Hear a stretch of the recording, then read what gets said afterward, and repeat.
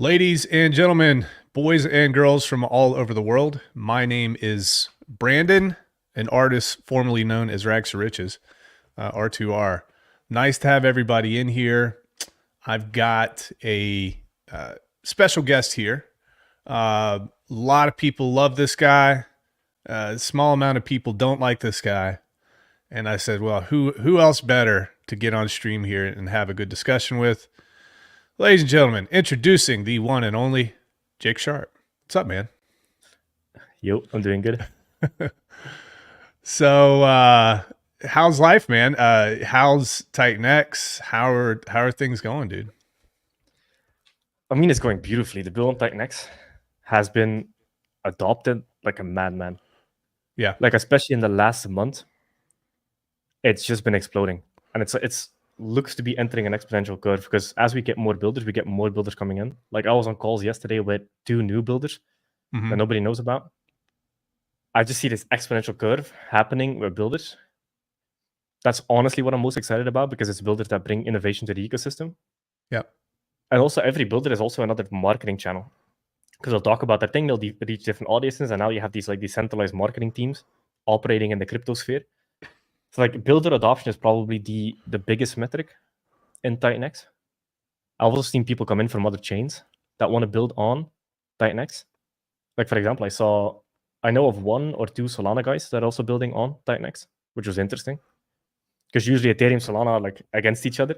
Right. Yeah, Solana guys are coming in, other chain guys are coming in, also people from Base are coming in, especially for Base. The thing that attracts them is the memefi kind of sector that we have in Titanx with Inferno and AlienX, etc., and Flux. That attracts people in. So every one of these like little kingdoms or sectors within Titanx attracts different audiences. So that's been extremely interesting to see play out. I'm excited to talk about all that. But I've got this little exercise, and I told you in the green room here. So here's the rules, all right?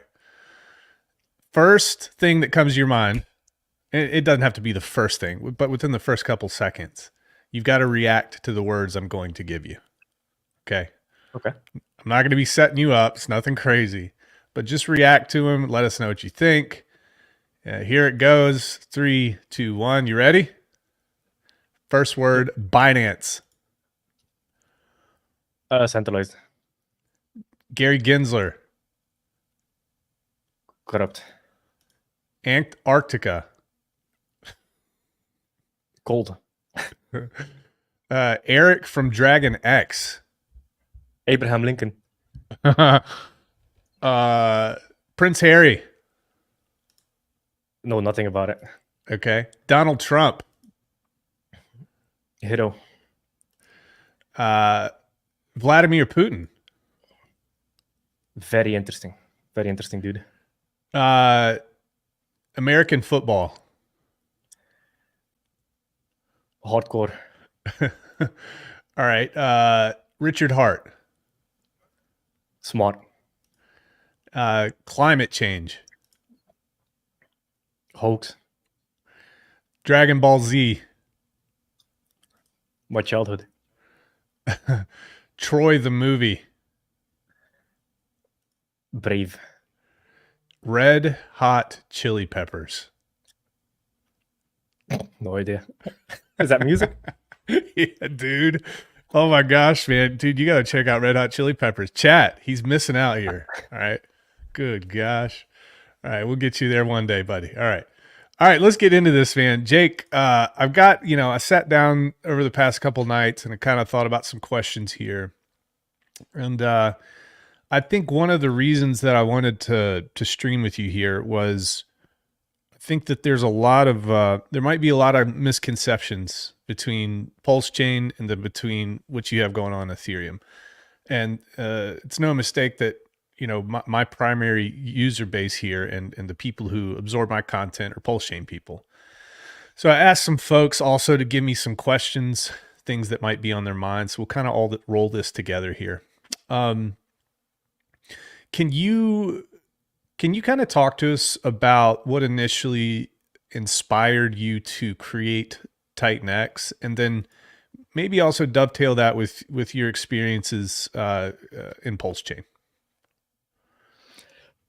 So Titanx It's kind of interesting because I was talking about this yesterday on how Titanx came to be a thing. I always knew I was going to build something in crypto, but I never really know what it was. So before running Titanx, I was running a mastermind. And with the mastermind, we're talking with people, we're game planning, we're masterminding. And with a lot of the projects we were in, I was masterminding and designing the future for them because you speculate on the future. And I was like, if they take this road, this road, this road, this is going to be epic and so good. But then each and every time, the code stayed the same. But then the founders somehow found a way to fuck it up. They started diluting everybody. They started launching tokens everywhere. They started creating dilution amongst chains. They started separating community. Some of them disappeared. Some of them did the wrong marketing. And I just got so pissed off at all incompetent founders, essentially, that the only way, because I had a bunch of people that listened to me, not necessarily for financial advice, but just as a way to guide them into crypto. And I had all these grandiose visions of what something could be, but every single one of them fell down due to incompetent founders. So I wanted to build Titanx. Another thing I hated about crypto was that instead of people using innovation to bring new things together and create new innovation based on what has worked in the markets in the past, because you have a bunch of different protocols, a bunch of different models. This works in this one, this works in this one. This one has this many good things, this good thing. This one has this many bad things, this good thing. And I've never seen anybody just look at everything and be like, what if we just remove all the bad and keep only the good? It's such a simple concept, but yet nobody has done it. So I was like, okay, what if we take all the good, remove all the bad, make it fair, make it honest, make it ethical, incentivize builders, and then get mass adoption on it so we can actually impact change in crypto? Because I was also tired of all the corruption. Like that was one thing that massively pissed me off. Because I would get my friends and family into crypto, and then either the founders would dump, the founders would do something to destroy the project, the founders would disappear, etc., etc. And I was just so tired of it. So I wanted to create something that, because I take a lot of inspiration out of Elon Musk and Google, etc. And there's this great book. It's called Exponential Organizations, and they talk about the companies that build and thrive and are built for the future are companies that have decentralized team operating with their own P&L. That's just in the business scene. So I was like, okay, how can you take all of these ideas and inject them into one core crypto that everybody can build on? So I took all the best from everything, removed all the bad parts, removed all the corruption, unfairness, etc., made it fair, made it good, marketed it well, put a competent founder behind it. And that's essentially when Titanx was born. It took me roughly 7-8 months to build. It was like 150 grand to build out of my own pocket. Yep. Because I didn't want to raise any money to do it. Yeah, it came out of frustration primarily. Because for me, I was financially just fine. Like I was going to be just fine. I didn't need to do crypto to make it financially or whatever. Like I was close to multimillionaire. I was definitely a millionaire before I started Titanx. Now it's obviously way better. But my first vision for life was I'll just invest in crypto. I'll be fine. Going off into the future, I'll have plenty of money. I won't have to like overwork myself, etc. But then I just got so pissed off, and this was the only route I could take to actually build something good that I can bring my friends and family into, that I know is going to be good going into the future, and I didn't corrupt along the way. Got it. So one of the questions that I received in one of the groups here, when I was just kind of asking people, they said, did you create the mastermind with the intention of launching something, or did that just kind of come along as you went on? So I've been in business since I was 14 years old. Back when I was 14, I used to run affiliate websites, etc. So I always knew if you want to build something, you want to have a reputation and audience before you actually launch it. Because then you have trust, reputation, you have time, people have invested time with you, they've seen you for a long period of time. You're not just a flash in the pan that like appears a week before and launches something. Like before Titanx, I was public for a good 3 years in the crypto scene specifically. Mm-hmm. So I was like, okay, I need to build trust because I didn't know what I was going to build. I just wanted to build something in the future. I had that idea. And I was like, okay, this is the domino. If I get known and people trust me and they see that I'm smart, that's a domino effect going into the future. So whatever I choose to do, it's going to end up good. Like a personal brand in general is just a good thing to do. And then I started the mastermind, and then roughly halfway through the mastermind, because the mastermind only ran for a year, and it scaled hard. Like I'm great at business. Like it scaled hard. But then halfway through, I just got pissed off at everything. I'm like, okay, I think now is the time. And I called the Bitcoin bottom 2 months in advance publicly, and I also did it inside of the mastermind. Everybody can attest to it. 2 months before, called the exact date on the day. So I knew this was the perfect time to build, and I want to launch it around the bear market bottom. So it all just kind of came into this big boom that we have now. So there's a big difference between the ethos of builders on Pulse Chain compared to the ethos of builders on Titanx. And if you're on Pulse Chain and you build something, there's a small vocal minority of people who really go out of their way to ostracize. I say digital violence. Use digital violence against anybody. So why is it so different between Pulse Chain, and why is it so different between the builder's ethos on Titanx? And then, what's the advantage or disadvantage of that? I think the issue that Pulse Chain had, because when you look at whenever something gets created, for example, Tesla, SpaceX, let's use those as examples because they're very well known. It kind of adopts the founder's ethos and the DNA that injects into the initial community and grows from there. So since Pulse Chain Pulse X launched with the sacrifice, that's the route a lot of the other projects took. And I won't name names, but there was one project that raised $50 million and had a 2K in liquidity. So they literally just took all the money for themselves and did fucking nothing for the project. So you have one founder that actually uses it to build this thing and build. Had you invested in that, by the way? Oh yeah, I was a part of it. Is that why you were really frustrated?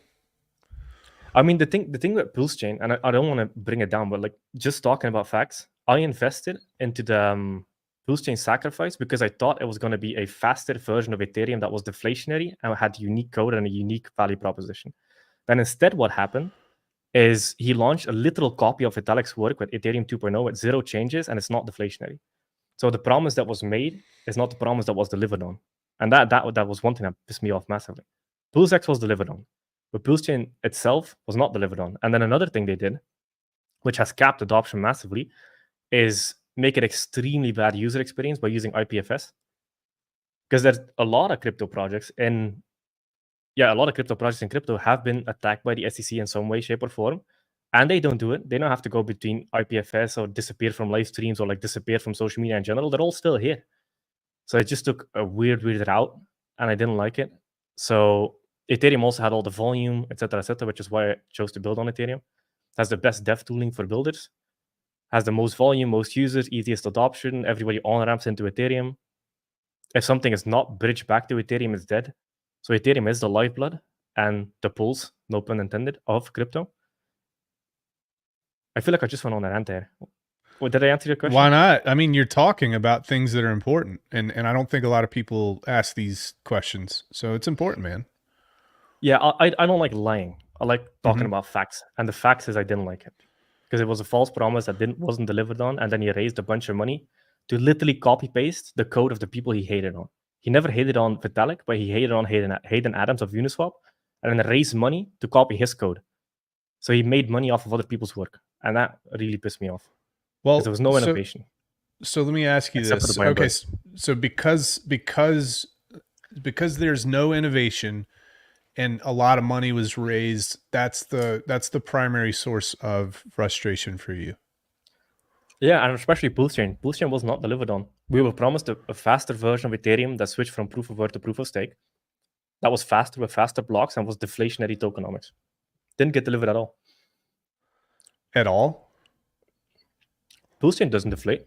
It's literally Ethereum 2.0 copy. Let me ask you this. The second part that you were frustrated about was the IPFS.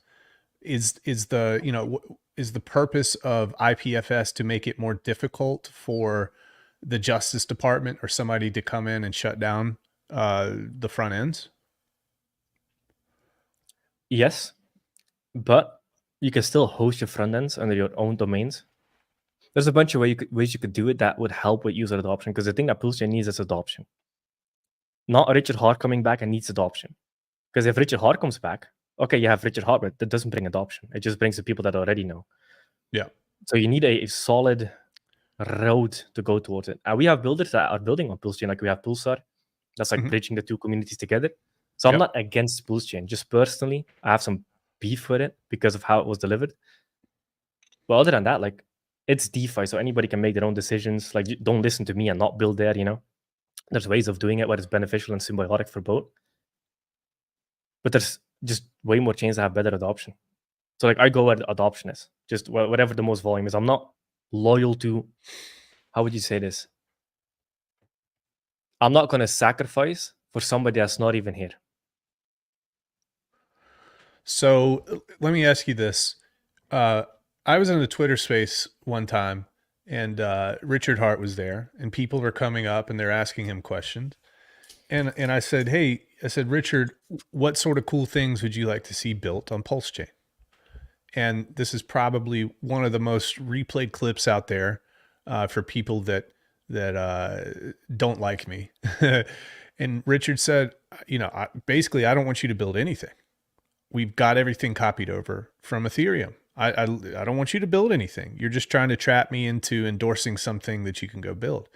And that, you know, that wasn't the intention at all. But let me ask you, what is his plan for adoption? Do you think that he wants adoption? Do you think that he wants to pump his own thing? And then, like, how does that tie into how Titanx does business? Maybe Yeah, so juxtapose that. Yeah, it's different. So Titanx is very builder friendly because we also have a very symbiotic ethos. So whenever somebody builds, it benefits everybody if they follow the build on Titanx ethos, which is big because if you have a bunch of, so I like using this term missionaries instead of mercenaries. Mercenaries are people from the outside that come in, value extract the community, use it to build their thing, and then leave you for dead. We don't want mercenaries. Missionaries are people that understand the mission because Titanx is essentially a fight against corruption. It's a fair crypto that was fairly launched because back in the first versions of the ICOs, it was like, okay, 15, 20% team, 80% community. Then it was 50% team, 50% community. Then it was 70% team, 30% community. And now it's 95% team that's up 100x before it ever hits market, and a 5% community, which only exists with the sole purpose of extracting all their money and becoming exit liquidity. So I fucking hate where the market is going. So I want to bring it back to grassroots, and instead of it from being from the top down, from the ground up, which is essentially what Titanx is. And the only way builders can cooperate together is if they have an ethos that benefits the core system. Because as Titanx gets stronger and becomes deflationary, it by default builds everything in the ecosystem because everything's paired and priced in it. So the stronger the core currency is, the stronger the entire ecosystem is. So it's the ethos that makes it friendly for builders. Pulse is a little bit different because if I remember correctly, because I listened to all of his streams, Pulse Chain was designed to be a closed-off system for Hex, not for builders. So that was the ethos going in. So it was never really meant to be friendly for builders. And the other thing you kind of get, and this is why I'm so open to build on Titanx protocols, is however the founder acts towards protocols is how the community tends to act towards protocols/builders. So I want to be friendly because I'm setting the example, like leaders go first. So I'm setting the example, I'm being a leader on how to approach these protocols that are built on top of Titanx.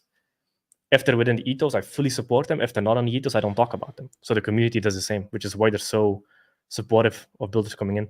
How are you able to rally so many people behind the build on Titanx ethos? Was it just talking about it, or what is that?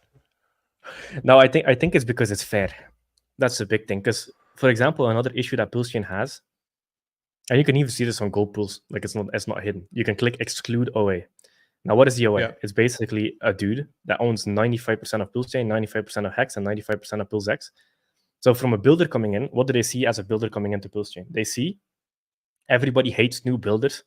If you're not the dude with the Gucci suit on, you're not respected.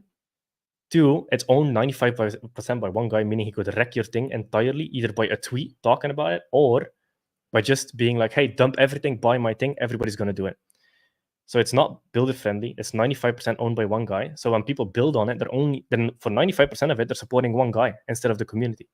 So when you build on Titanx, it's 100% owned by the community. Every single coin that was created by a community member. If nobody minds, no coin would exist. So they know they're building for the community and not for one dude. That's a massive difference in builder thing. We're friendly towards builders.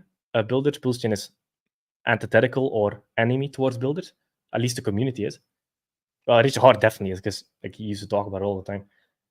And then Richard Titanx is Hart's fair what? and you Say build that for the again. community. Oh, Richard Hart hates builders. Oh yeah, yeah, Let's be real. yeah. Right. Yeah. So Titanx is friendly towards builders. It's fair when you build on Titanx, you build for the community because the community is the only people that have ever brought any tokens in existence. And it didn't raise any money. It was fairly created. And it has a strict ethos to follow. And you get instant community adoption and support as long as you follow the ethos because everybody knows it's symbiotic and everybody helps everybody.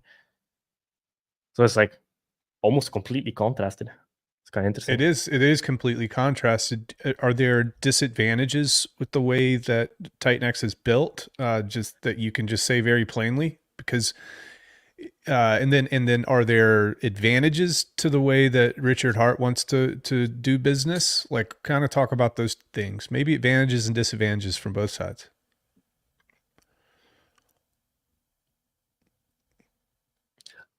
So Fed launches are a massive advantage in crypto because even now the whole meta in crypto is fuck VCs. Essentially, is the whole meta in crypto now. People are tired of it. People are tired of buying 100x high. People are tired of being the exit liquidity for shadow figures that they've never seen. None of these founders go on community. None of them even communicate with their community. The only exception kind of to that is public is Anatoly from Solana. He goes on podcasts, does interviews, etc. That's good, and he's very supportive of builders.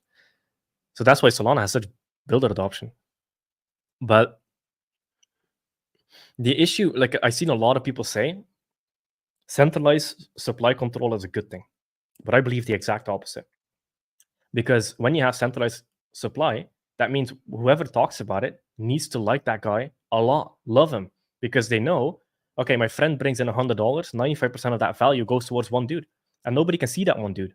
He's gone. He's doing nothing. Literally, in the last 7 days, he posted 4 letters. Cool. And he captures 95% of the value, which is so fucking weird. Well, to push back setup. on that, like right now specifically, that has to do with the SEC, right? That has to do with legal matters. No, it doesn't. Solana is sued by the SEC. Anatoly still goes on podcasts and interviews and tweets. Well, I think that we don't know what legal advice he's receiving from his lawyers, if I'm just being very straightforward. So, I mean, the but reason the SEC sued, yeah, like let's not beat around the bush, is because he did an illegal ICO of $1.2 billion. Solana has a little bit different setup because it raised from accredited investors and VCs, which I'm not a fan of at all. But it was done legally. So it's a tricky situation. So let's talk about this part because this is important, I think, with regards to the legal aspect. Let's talk about EOS, let's talk about Hex, and then let's talk about Titanx, how this was all kind of put together. So with EOS, you exchange your Bitcoin for EOS. With Titanx, you exchange your Ethereum for Titanx. Okay, you mined it, which is I think it's a very fair way to distribute. And then with Hex, you had and this is kind of what the legal documents said. They're bringing issue to, kind of what happened to all that Ethereum. You took your Ethereum or your Bitcoin and you put it in, you got Hex out. Was that where you drew inspiration from EOS and Hex with regards to? Oh fuck no. No, No, not at where did all. that idea come from then? Because with EOS and Hex, it all went into a wallet. Titanx is fully. I spent a lot of time. I talked to a bunch of lawyers to build Titanx, crypto lawyers specifically. Yep. So Titanx comes into existence by a user interacting with a smart contract. The money doesn't go into a wallet; it goes into a buy and burn smart contract. You can see it. That's the difference. You can see it. Yeah. And it's not going towards one person. There's no central expectation of one person doing anything. The users bring the coins into existence. The users mine the coin into existence. They either buy it through Uniswap, which is a decentralized liquidity pool. There was never an exchange of, hey, you give me this money, I give you this coin. It's people with their own private keys interacting with a smart contract in a fully decentralized way that is ran by decentralized validators. And then when they buy it off of Uniswap, they're buying from other people in the decentralized pool owned by smart contracts. So there's never a, hey, I'm a person, give me money, I'll give you a token. So from a legal perspective, it's as fair as you can possibly get. It's as close to Bitcoin as you can get. And Bitcoin is a commodity. Like, it's very similar to Bitcoin, except that the value gets captured within the system instead of sent off to Chinese hardware manufacturers. Yep. So let's kind of dispel this. I think this is important. A lot of the FUD that was circulating at the beginning was the whole V1, buy and burn V1, buy and burn V2. And then, you know how it is in crypto. Once you have just a little bit of some sort of problem or slip up, it permeates, and then nobody ever looks to see if it's been fixed. So, can you talk about what happened with the buy and burn wallet the first time, and then the next edition of the Oh, buy and wait. burn I don't like that word. It's not a wallet. It's a smart contract. smart Very contract? important. So, yeah, what happened? What happened with that smart contract? Nothing. It still works. It's still V1. there. You can see it on chain. Yeah, it's there. There's a smart contract. You can see it in the footer on the website. I don't hold that money. What was the issue? I guess all I'm trying to do is get you to address that for the people that heard it, but they don't understand what happened. Yeah, so there was never any issue. The only issue issue is a big word here, is you can control the interval and cap. So how much, and this was actually built for MEV protection. Okay. Because when you set the interval, that means MEV bot cannot call 50 buy and burns in one block and completely empty out the Right. buy and burn smart contract. And then the cap is, if it goes above a certain cap, it becomes MEV attackable. So that was actually built for MEV protection, not for control. That's a Got big it. design intention. But the Cool. V1 was always designed to support hyperdeflation of the protocol, and that was very clearly communicated from the start. Where the buy and burn, you see the interval, you see the cap, and it's there. It's transparent. It's a smart contract. There's no human actually pushing the button to like burn it out of his wallet or whatever. It's a decentralized user called function, and people call it, and there's a certain cap and interval, and then it burns it. And then the start, it's been very clearly communicated that V1 was for long term of the protocol, and V2 is just whatever comes in, it does it at the cap and interval. And it's a smart contract. Great. Thank you for that clarification. I wanted people to hear that from you. All right. So this is pretty interesting here. We've got Titanx Hub. Shout out to Mike Dean.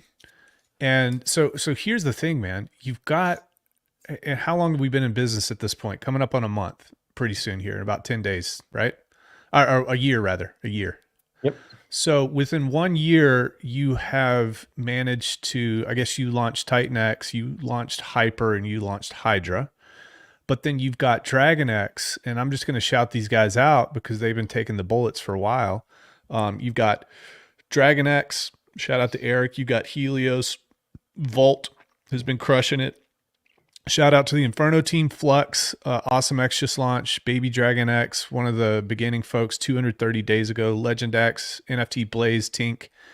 Tink just launched with the farms here, Element, and Ouroboros. So, you know, how are you able to collect all these people and get them bought into this idea to create a layer one, kind of on a layer one, I guess? Yeah, that's a great question. I think you only get this with fair launches. I think that's the only way to do it. Because other chains, well, let's compare Titanx to chains here for a second. There's chains that raise hundreds of millions of dollars from VCs that cannot get half of the builder adoption we get. And I think it's because people are just so fucking tired of corruption and human greed and incompetence fucking over their thing. So Titanx exists. It's owned by the community. It's fully fair launched. There's a big community marketing it. So when builders come in, one, they know they'll get support. As long as they follow the ethos, they'll get support. They'll get marketing. They get a massive community behind them. All of these launches have been big. So they know capital is willing to go into these protocols. They're all fair launched. And I've seen that the caliber of builders that build on Titanx are people that are very experienced in DeFi. They've been around for years, like 2015, 2017, etc. And they all come into Titanx because they see the vision and the mission. Because it's fair launch and it's a fight against everything that's wrong with crypto. People are tired of the unfairness, the corruption, everything going into one person's pocket.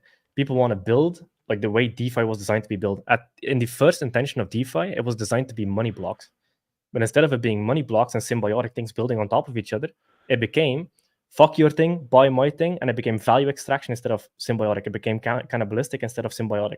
So the reason Titanx is so unique is because it gets people behind the same mission of making DeFi back into what DeFi was supposed to be. It was money blocks, not you versus me, but us versus them. It's us versus corruption. It's not you versus me, essentially. So I think the ethos and the mission is the reason we get such high caliber builders, because all these protocols are all custom smart contracts that got double audited, that were paid out of own pocket. All these builders paid out of their own pocket to build these things and pay for the audits and launch it and market it. And it's decentralized. Like I've never, for example, DragonX, I didn't know DragonX was even being built until it was live. Yeah. I didn't even talk to Eric. So it's just a bunch of like smart people that see the mission and want to be part of something that actually makes DeFi great again. Cool. Like how it was designed to be. Now you're talking about supporting builders, and I want to drill down on that word support. Here's what's interesting: you go to a chain that basically has their stuff together. They've got some sort of foundation, and then you go up to the foundation, and then you put your hands out, and you basically beg for handouts here, and say, "Hey, I got this cool idea. Give me this money." Okay, that's fine. We're gonna control a bunch of your supply, and then you can go do this thing, and we'll support you there. I find it interesting on Titanx that as long as you kind of check the boxes that you talked about and everything checks out properly, I think that one of the mechanisms that are being used, the mint phase, right? So you're gaining community support because you've done all these things beforehand. You've got this mint phase. You're able to take the marketing power from the community, and you're also able to take the financial energy from the community. They're supporting you because you have a cool thing, and you're able to build on Titanx. And I think that is something that is much different than anything I've seen out there. It's kind of like decentralized VC, but you're not tied to anybody, right? Yeah, 100%. Like all of these things you see here is fair launch. Gives people great deals. There's no VCs, there's no insiders. It's just you, your wallet, and a smart contract. Yeah. And everybody gets the same entry at the start. Yeah.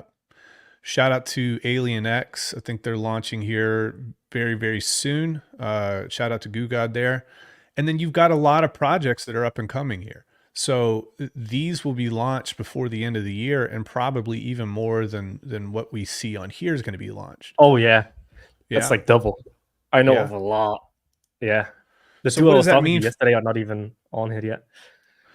What does that mean for Titanx for that to happen here in the next couple months, combined with everybody hears you talking about the hyper deflation. So what does that even mean? So the way Titanx was designed, so that there's fair launch is often used in the wrong way. So for example, meme coins, they often tout the idea of a fair launch. So what is a fair launch in a meme coin? You take 100% of the liquidity, you mint the token, you get 100% of the supply in a wallet, you put it into a liquidity pool, and then people buy it. And that's considered a fair launch. But I think it's fucking shit. It's garbage. Because what happens is sniper bots buy up 60% of the supply. You come in as a user and you have to pay, you're only 2 minutes later. 2 minutes later, you have to buy 30, 40x higher. It looks great on the chart, but everybody's getting fucked in the ass, literally. Yep. So people buy 30, 40, 50, 100x higher in this idea of a fair launch. And my thing, my version of a fair launch is here's the time period, here's the rules, whether it's an auction, a mint phase, whatever kind of permutations that people want to do on that. Yep. Everybody gets the same deal. Meaning that, because one thing I never really got behind with fair launches, the meme coin way, was that what makes that person that bought 2 minutes before you more valuable than you? But why do you need to pay 10x higher? I never understood that. You bring a community in, you give them a fair opportunity. Here's the rules, here's the time window. We're going to create this. You create your tokens. If nobody participates, no tokens get created, which is the whole idea of a fair launch. So it also scales very nicely with the community, because if you have a big community at launch, you have a big thing to start with. If you have a small community at launch, you have a small thing to start with, and you can grow from there.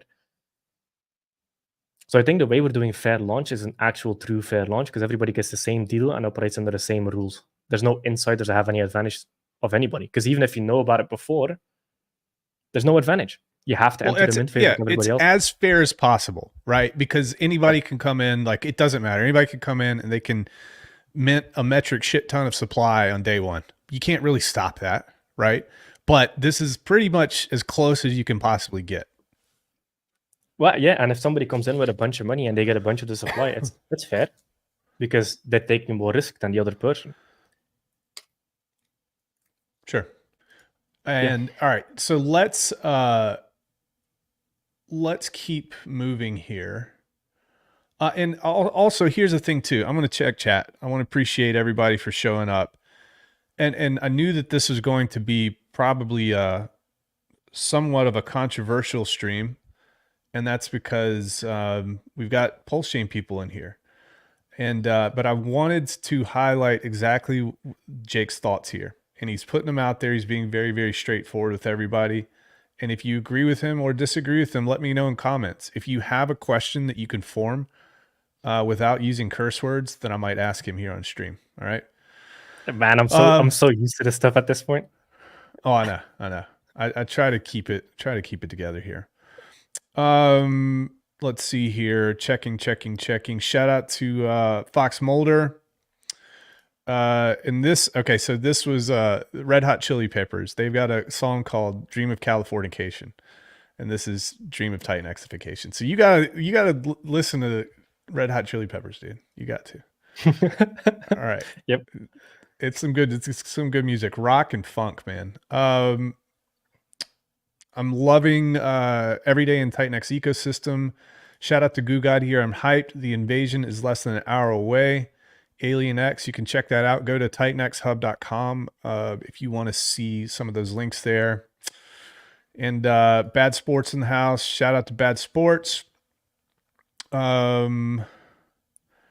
Keep going here.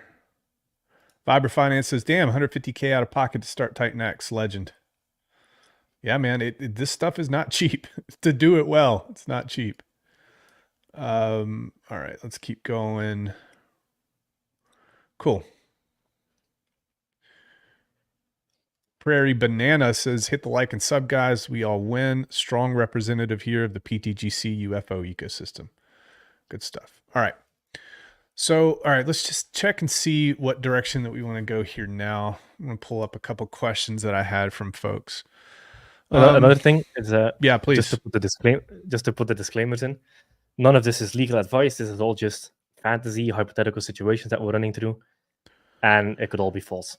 And how much did you pay me for this stream, Jake? A fat zero. Boom! Zero, ladies and gentlemen. Zero. All right. So we need that. That's a big disclaimer too. Cool. Many perspective. Many people see Pulse Chain and Titanx as competitors. Do you kind of agree with that perspective? Not at all. I think the only reason that can be viewed that way is because I was a big supporter of Pulse Chain at the start. But what I was promised and what I got delivered was not the thing. So if you have a best friend and they promise you this big thing and then they do the exact opposite and don't deliver on it, you're like, this friend is not my best friend anymore. Because if you're a best friend, when you tell me something, you keep your word and you deliver on it. Yeah, I don't see it as competition. It's just because we had a big overlap at the start. Because I was one of the biggest Pulse Chain streamers. So if I'm not mistaken, and I've listened to you talk before, this isn't a matter of you're not writing off Pulse Chain forever. It's just you chose to launch on Ethereum, and maybe at some point in the future, Pulse Chain can be supported if certain boxes are checked, I'd imagine. Volume. Like, I'm a big believer in meritocracy. Like, because I'll use the Titan Farms as an example. Like, somebody asked me, hey, since we know each other, can I get on the farms? I'm like, doesn't matter if you know me. That's like the least important thing. Like, a big thing that we believe in Titanx is capitalism and meritocracy. Meaning that if you deliver fair value to the ecosystem, you should get your fair share back. And that's like 3 to 8%. It's kind of the builder ethos. And the other thing, meritocracy is it doesn't matter who you know, where you come from, your social economic status, how much money you have. Doesn't matter. If you deliver value to the ecosystem and your thing is worth supporting, everybody will support it. Even if you're 13 years old. If you have a smart contract that has plenty of audits on it, you spend your own money to do it, you're great at marketing, who cares how old you are? I started very early on. Like there's another builder in our ecosystem now, he's 20 years old. And he's building a sick protocol. So like meritocracy just means if you're worth supporting, you'll get supported regardless of anything. So if this coming back to Pulse Chain, if it gets adoption of volume and brings new users in, and not everything relies on one dude, then it's worth supporting. And there's builders already supporting it with Pulsar. Got it. How do you feel about Pulsar? Because that's interesting. It's something that's not being done.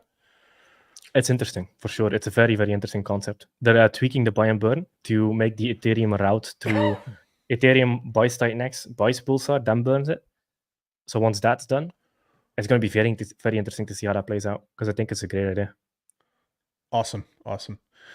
The decentralized finance space is moving very rapidly. I would imagine that it's going to really pick up steam here in the next 5 years or so. What might be your plans to keep Titanx relevant over the next 5 years? Oh yeah, that one's easy. So Okay. Titanx was built with the ability to evolve through build on Titanx. So whatever becomes popular or becomes the meta, we can easily build it on top of Titanx. It's just designed to be the core, like the L1 within the L1. Instead of using Ethereum, people use Titanx. And then in the future, who knows, it might become its own L1. With Titanx as a native gas. Was that a hint, hint, hint, wink, wink, wink moment? Maybe. First we Yeah. dominate Ethereum, then we dominate all the other chains. Yeah. And then we're like, okay, domination is enough. Let's build our own little island over here. See, I'll tell you, man, it always frightens me when projects they launch, they're successful, and then they add things on. It always scares me because whenever I see things add on, things typically tank. Have you noticed that? Yes, because the design is wrong. It's Right. So dilution it doesn't instead of match addition. up. Yeah. Yep. What do you think is the most what do you think is the most misunderstood aspect of Titanx? Ooh. That it inflates forever. What So is the talk to me exact about opposite? that. So the way Titanx comes into existence, people start miners. They take that Ethereum, they interact with smart contract. The smart contract receives the Ethereum, uses it to bolster the ecosystem, and then you can set your power, meaning how much mining you want to do, and then you set your length. So the longer you wait, the more you get. So in the beginning, since we got all of our adoption during the launch phase, which is roughly 90 days long, where people were actually starting miners, you can mine forever. You can still mine today even, and people are actually they're trying to like front run the future. But the 90 days is where we got all our mining in. So everybody was creating the supply. If there was zero miners, there would be zero supply, and Titanx would not exist. Not a single token would exist for Titanx except for the liquidity pool that was minted by the smart contract and is owned by the smart contract. So this is off topic, but another cool thing that we do in our ecosystem is the smart contracts create the liquidity pools, and the liquidity pools are locked inside of the smart contract, meaning that there's no human that can ever pull the liquidity, which is why we had zero rug pulls on the liquidity, because it's a smart contract with no withdrawal function that owns the Uniswap v3 NFT, and it's minted by the smart contract, so there's actually no human interaction there. It's kind of sick. But yeah, the biggest misconception for Titanx is that it inflates forever, which is not the case, because every day it gets more expensive and harder to mine. So right now it's roughly 670, 700 somewhere. yes, yeah, it's 480 million, but at the start it was 2.2 billion, and it costs more. So it was 0.2 Ethereum at the start for a max miner, and now it's 0.265 ish. So it became 10x more expensive in less than a year to mine Titanx. And if Ethereum does a 2x from here, goes back to its all-time high, it's 20x more expensive to create Titanx. So it's forever creatable, where people get less and they pay more, which increases the cost basis. And while they do that, the Ethereum that comes in buys and burns Titanx and supports the protocols. So it doesn't actually inflate. In fact, it's been hyper deflationary. It's been deflationary for 14 days straight, and it went the deflationary yesterday again. So it was like 15 days, 14 days deflationary, 1 day inflationary. We only have miners coming out, very, very, very little amount of miners coming out for until like mid-November, so like a month, and then we hit hyperdeflation, and that's the fun part. So we go from hyperinflationary to give a fair opportunity to everybody, build a community, give everybody an equal opportunity to get in, which is why we have such a loyal community, and then we go hyperdeflationary, which is the stage that we're entering in now. Got it. Cool. This is a question from Apex X. Can you ask Jake if mining Titanx will be a problem when ETH gas fees skyrocket during the bull? Be looking at $400 in mining like we did the in hex stakes? Oh Question no! mark. Oh no, not at all. It's like $2 to end the miner. Yeah, we don't use complex. We did a lot of optimization on the smart contracts. A lot. Okay. So it's very, very cheap. So it doesn't have to recurse through days and I guess calculate all of Nope. that. Okay, let's Yeah, check we here. redesigned the system for that. Got it. Perfect.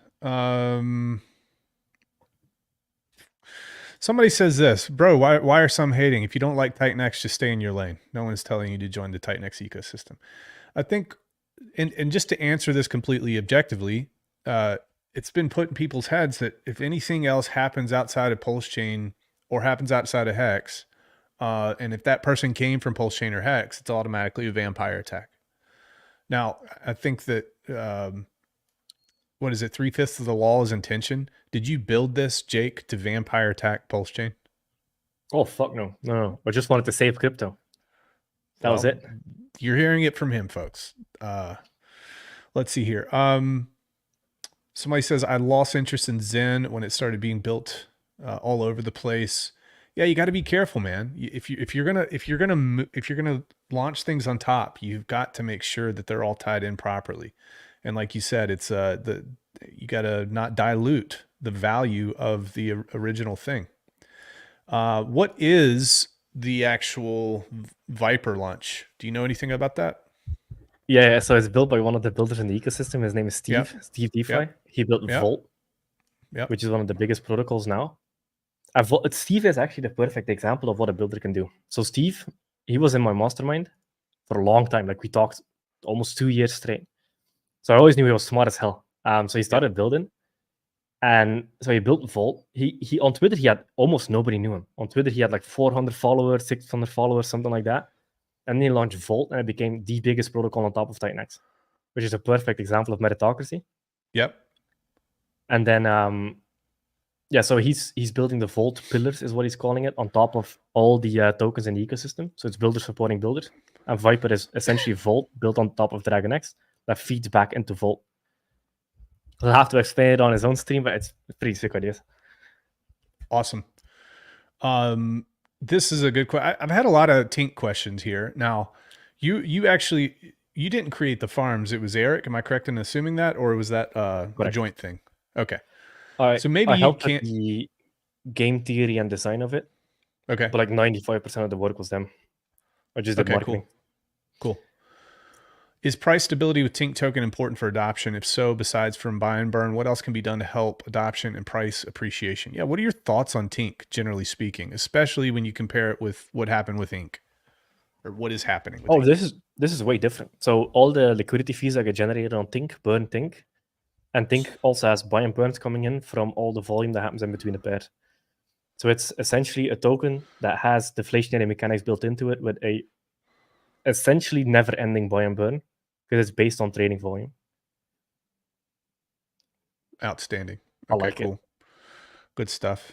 And guys, to be completely clear, one of the reasons that I brought Jake on was because in the beginning, I certainly wasn't as outspoken about Marco because Marco is just nuts in a good way.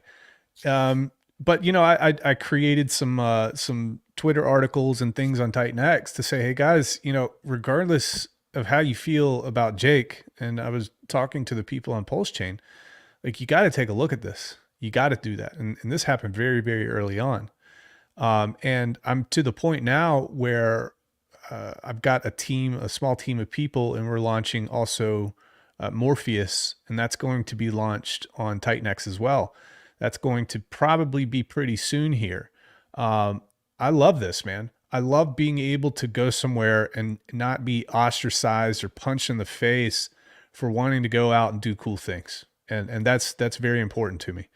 I have to understand that Pulse Chain right now probably isn't, it's not created or built for people to have massive adoption. It doesn't seem like that right now to me. And that's because it doesn't feel or seem like the founder actually wants that. In fact, those are his words, not even mine. So it's good to be able to push things along, build cool stuff. I'm excited about that, guys. You can check my and I'm just shilling right now at this point, but you can check. Let me take this off. Yeah, t.me/Morpheus win. Check that out. Very excited about that. And here's the thing too. Blockchains are permissionless. You can go do whatever the hell you want. Okay. And I think this is going to be one step in a very, very interesting succession of steps moving forward. There's going to be massive interchain operability coming up in the next 3 to 5 years here, 5 to 10 years, guys. So everybody is super tribal right now and they're all stuck on one thing, but guys, that's going to fade away. That's just going to dematerialize as technology gets better and we find better ways to do things, which is also shout out to Pulsar because they're kind of doing stuff that nobody has. They're trying to pioneer that, have two assets on both chains with a pathway back to liquidity on both chains, and we'll kind of see what happens there. I'm excited for that.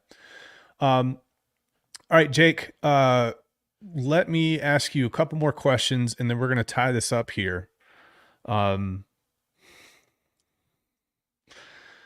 for people that are in the Pulse Chain community right now, and they're hesitant about listening to you or trusting you or anything like that, what would you say to those folks directly? What would be your message to these people who are listening to my stream right now? Two things. One, do whatever you're doing. It's DeFi. You make your own decisions. And two, you don't need to trust anybody. It's all smart contracts. And you can read them, verify them. There's no withdrawal functions on any of the buy and burn and any smart contract.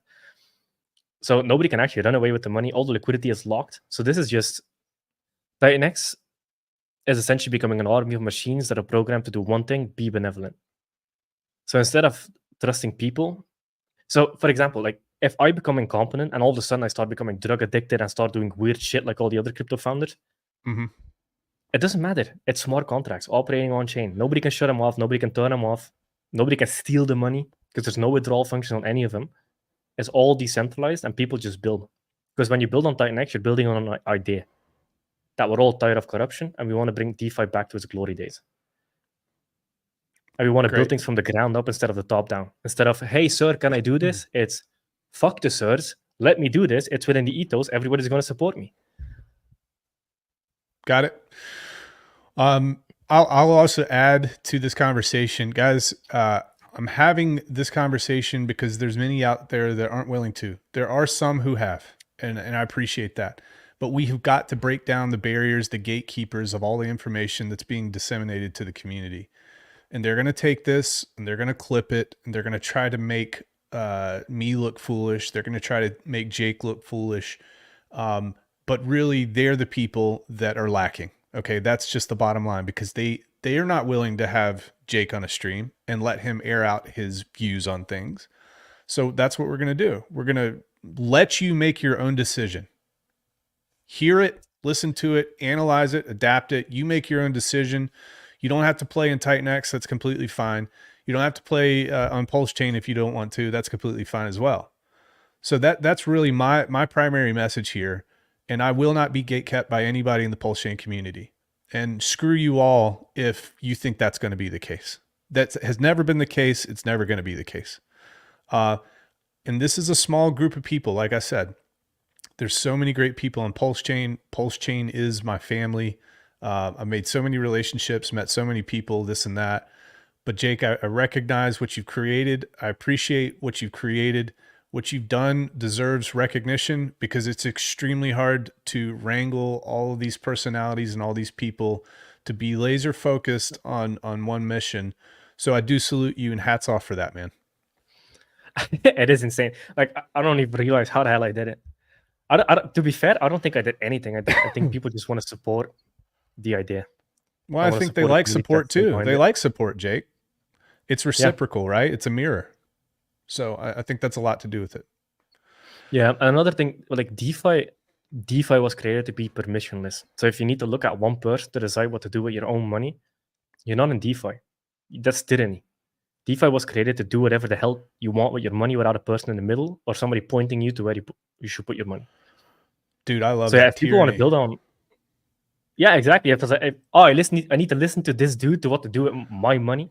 Like, I got into DeFi. Like, this is kind of an interesting story. I got into crypto in 2017.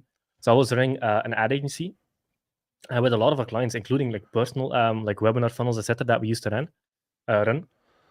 We had to set up multiple banks, multiple payment processors. We had to send payments, so like 20% here, 20% here. And it was a completely legal, normal business model. But for some reason, banks just love shutting off accounts. They just love it. So I got so pissed off. And the moment I learned about crypto, I was like, wait, custody, ownership, nobody can tell me what to do. Nobody can take my money away. It just does what it does. And I need to trust code, because I was a software engineer. I'm like, I trust code. Fuck yeah, I trust code. Code is awesome. So like DeFi is designed to be permissionless. So I feel like Pulse Chain, be Pulse Chain. Why not? It's your money. Do whatever the hell you want. Correct. Guys, do you think that Jake Sharpe is going to stop Pulse Chain from doing however many X's that it's going to do? No, it's not going to stop Pulse Chain from doing that, guys. And here's the thing too, like, all these people, they've got lip service on stream. All these influencers tell you, oh, screw this guy, this and that. They all got Titanx bags. Guarantee it. All of them. Guys, and it doesn't matter what asset it is. Any asset that they talk trash about, they probably hold. And then, in their minds, they justify it by saying, yeah, I'm going to wait till the price goes way up and then I'm just going to nuke it and I'm going to extract all that value. Like, this is what happens in crypto, guys. These are human beings. Human beings can be a nasty group of creatures, and that's what happens. So just find the people who are just being straightforward with you, for God's sakes. I wanted to touch on something else, Jake, but I freaking forgot. I think that's about it. I will say this too, guys. I didn't want to make this about me or Morpheus, but I will say that when Morpheus does launch, the first day that Morpheus launches, we're going to drop another bomb, and it's going to be really, really cool. So I just want you guys to be aware of that here. All right. Jake, do you have any questions? Do you have any comments? Anything that you'd like to address to the community, the Pulse Chain community? Oh, like I saw this comment from Brisolgi is the biggest problems with founders of new coins is they come to the Hexagon community, make friends, and start bashing Richard Hex and Pulse Chain. So this is important because I tried never to lie. I never lie. So I just look at facts. I get rid of all the emotions, the person behind it, the pretty face, the beard, all of it. And I just look at, okay, what happened? What was the promise? What was delivered on? And is he doing what he said he will do? I trust people that keep their word. I trust smart contracts and code to keep doing what it does. So I'm never bashing anybody. I'm just stating the facts and what I like or dislike about it. It's an opinion. It's not the truth. But the facts are the facts, and I don't like the facts. That's all I'm saying. And let me I've got a little bit of a differing viewpoint on there than you do, Jake. In terms of the content that I saw prior to launching, Richard specifically said publicly that he's going to launch with minimum viable product, and then he's going to scale out horizontally from there over a period of time. And we have seen steps in that direction with PulseX. We've seen upgrades to Pulse Chain, this and that.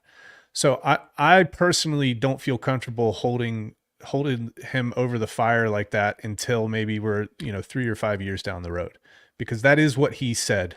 So that is my differing viewpoint on that. Yeah, but then the issue was that was after the sacrifice.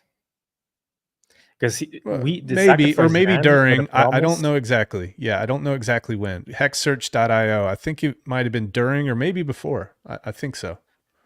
Maybe. Yeah, but that was the thing that pissed me off, because I went into it thinking it was going to be a faster version of Ethereum with proof of stake. It ended up being proof of stake because we waited 2 years and Vitalik was actually innovating. So I liked a deflationary chain. Yeah. We didn't get it. Instead, we got a massively inflationary chain that is 95% owned by one dude. And the sacrifice, there was also no talk about one dude coming in and inflating the coin supply by 95%. There's a lot of things that... And that was at the end. Like, oh, yeah, everybody's in. 95% is mine. 95% inflation, and now they have a $6 billion market cap thing to push up, and a lot of explaining to do. Listen, dude, I can understand where you're coming from 100%, and I'm not going to say but or this or that. Like, I get it. That makes complete sense. If that happened and you weren't expecting it, then that can be very, very frustrating. Absolutely. Now, I don't know the method behind the madness, but it is what it is. It happened. Yeah, it is what it is, exactly. Yeah. I mean, it's still fine. Like, it works. And people are building on it, so we'll see what comes from it. Yeah. Cool. Guys, you can check Jake Sharpe. I put his information, put Titanx in there, his Twitter as well in the description of the video on YouTube. Otherwise, it's NK Knows on Twitter. And then you can also check me out, Brandon R2R, on Brandon Davis R2R on Twitter as well. Jake, want to say thank you, man. Really appreciate it. And you get the last word. Yep. None of this was legal advice. It's all hypothetical, fantasy. Everything I said is false. Don't take anything serious. And none of it was financial advice at all. It's DeFi. Do whatever the fuck you want. Thank you.